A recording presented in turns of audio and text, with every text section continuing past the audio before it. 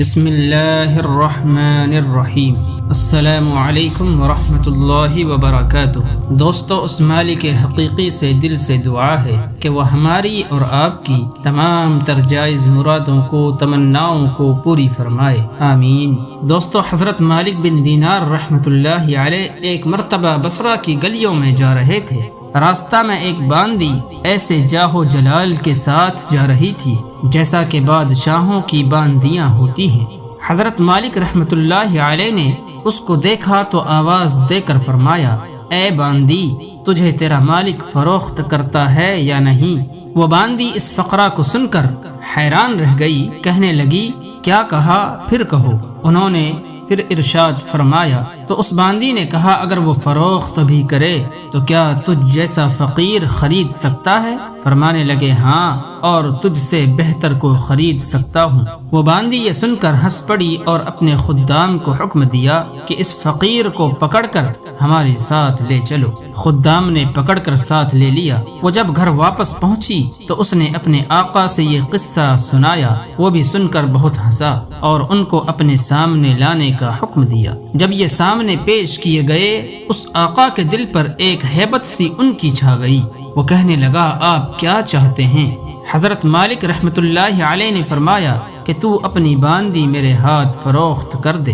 اس کے آقا نے کہا، آپ اس کی قیمت دے سکتے ہیں؟ حضرت مالک رحمۃ اللہ علیہ نے فرمایا کہ میرے نزدیک اس کی قیمت کھجور کی 2 گٹھلیاں ہیں۔ یہ سن کر سب ہنسنے لگے۔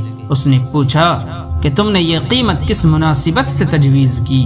انہوں نے فرمایا کہ اس میں عیب بہت ہیں۔ اس نے پوچھا کہ اس میں کیا کیا عیب ہیں؟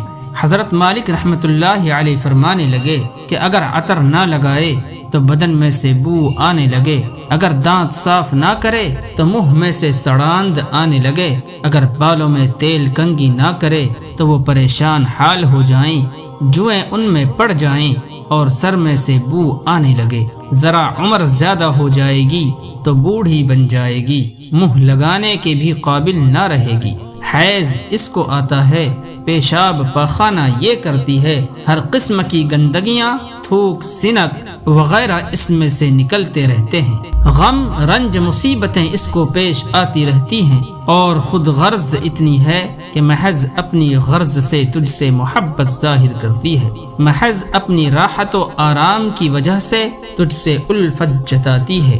آج کوئی تکلیف تجھ سے پہنچ جائے، ساری محبت ختم ہو جائے۔ انتہائی بے وفا کوئی قول و قرار پورا نہ کرے، اس کی ساری محبت جھوٹی ہے، کل کو تیرے بعد کسی دوسرے کے پہلو میں بیٹھے گی تو اس سے بھی ایسی ہی محبت کے دعوے کرنے لگے گی۔ دوستو، مالک رحمۃ اللہ علیہ نے فرمایا، میرے پاس اس سے 1000 درجہ بہتر باندی ہے جو اس سے نہایت کم قیمت ہے۔ وہ کافور کے جوہر سے بنی ہوئی ہے، مشک اور زعفران کی ملاوٹ سے پیدا کی گئی ہے، اس پر موتی اور نور لپیٹا گیا ہے، اگر کھارے پانی میں اس کا آب دہن ڈال دیا جائے تو وہ میٹھا ہو جائے، اور مردہ سے اگر وہ بات کرے تو وہ زندہ ہو جائے، اگر اس کی کلائی آفتاب کے سامنے کر دی جائے تو آفتاب بے نور ہو جائے، اگر وہ اندھیرے میں آ جائے تو سارا گھر روشن ہو جائے، چمک جائے، اگر وہ دنیا میں اپنی زیب و زینت کے ساتھ آ جائے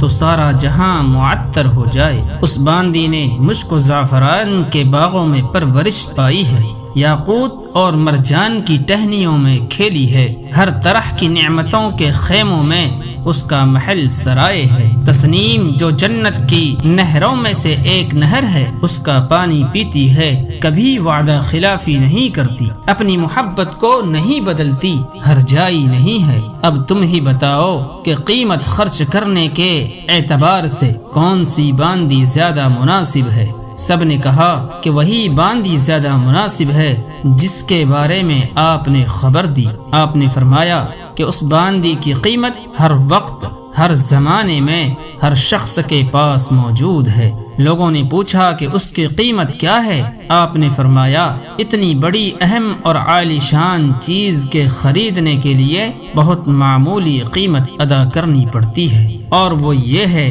کہ رات کا تھوڑا سا وقت فارغ کر کے صرف اللہ جل شانہ کے لیے کم از کم 2 رکعت تہجد کی پڑھ لی جائے، اور جب تم کھانا کھانے بیٹھو تو کسی غریب محتاج کو بھی یاد کر لو، اور اللہ جل شانہ کی رضا کو اپنی خواہشات پر غالب کر دو۔ راستے میں کوئی تکلیف دینے والی چیز، کانٹا، اینٹ وغیرہ پڑی دیکھو، اس کو ہٹا دو۔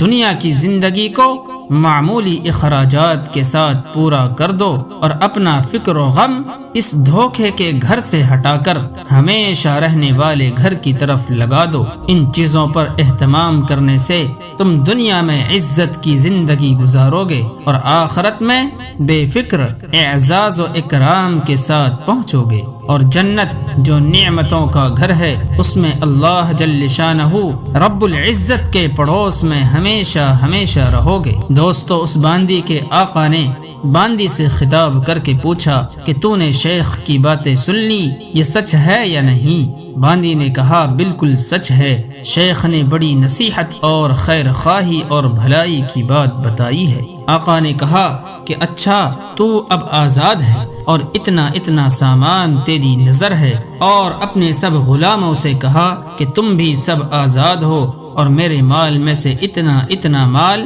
تمہاری نظر ہے، اور میرا یہ گھر اور جو کچھ مال اس میں ہے سب اللہ کی راہ میں صدقہ ہے۔ اور گھر کے دروازے پر ایک موٹے سے کپڑے کا پردہ پڑا ہوا تھا، اس کو اتار کر اپنے بدن پر لپیٹ لیا اور اپنا سارا لباس اتار کر صدقہ کر دیا۔ اس باندی نے کہا کہ میرے آقا، تمہارے بعد میرے لیے بھی یہ زندگی اب خوشگوار نہیں ہے، اور اس نے بھی ایک موٹا سا کپڑا پہن کر اپنا سارا زیب و زینت کا لباس اور اپنا سارا مال و متاع صدقہ کر کے آقا کے ساتھ ہی ہو لی، اور مالک بن دینار رحمت اللہ علیہ ان کو دعائیں دیتے ہوئے ان سے رخصت ہو گئے، اور وہ دونوں سارے عیش و عشرت کو طلاق دے کر اللہ کی عبادت میں مشغول ہو گئے، اور اسی حالت میں ان کا انتقال ہو گیا۔ پیارے دوستو، اللہ جل شانہ سے دعا ہے کہ وہ ہمیں بھی اور آپ کو بھی اپنی معرفت اور اپنی خوشنودی عطا کرے، آمین۔